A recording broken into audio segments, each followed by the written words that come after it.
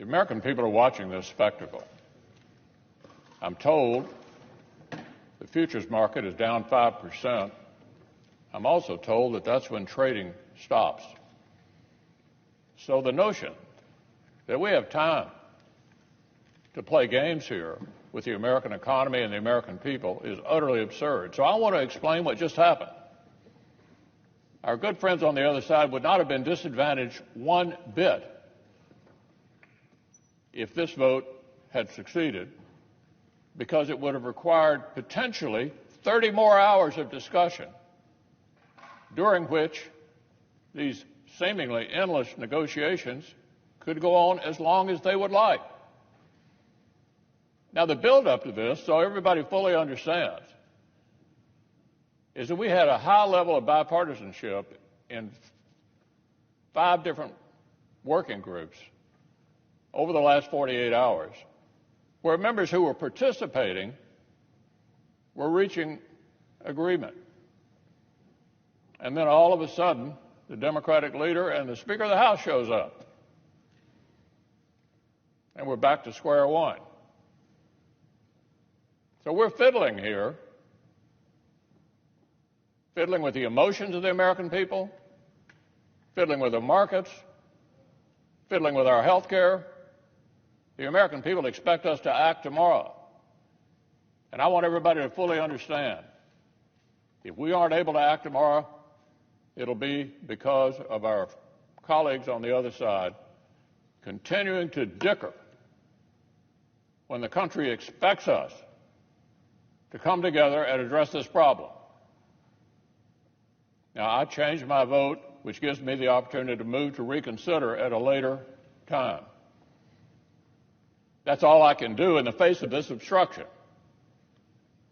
Look, I can understand obstruction when you're trying to achieve something. This obstruction achieves nothing, nothing whatsoever, other than prevent us from getting into a position where there are literally 30 more hours that they could use to continue to dicker.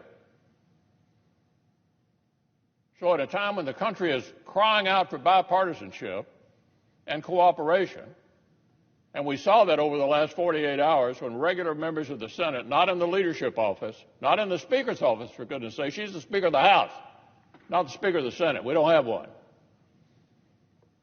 We were doing just fine until that intervention.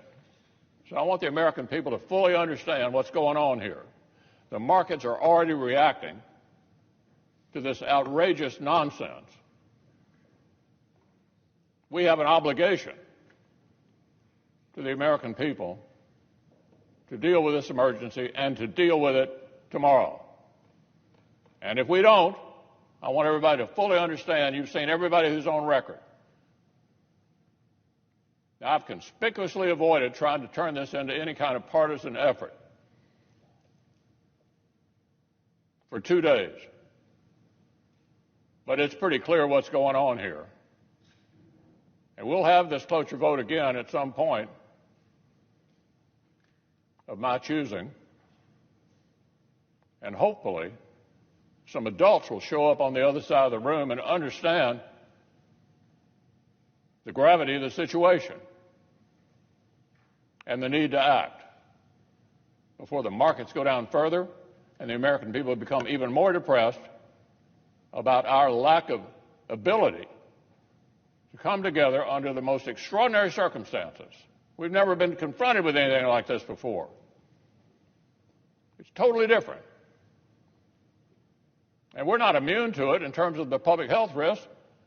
Coronavirus has hit the Senate today as well. We have 5 members in self-quarantine. So everybody understands the emergency, particularly when it hits close to home. It's not just back in our states, but right here in the Senate. So I would say to my colleagues on the other side of the aisle, step up. Step up. Help us reach an agreement so we can do what needs to be done for the American people no later than tomorrow.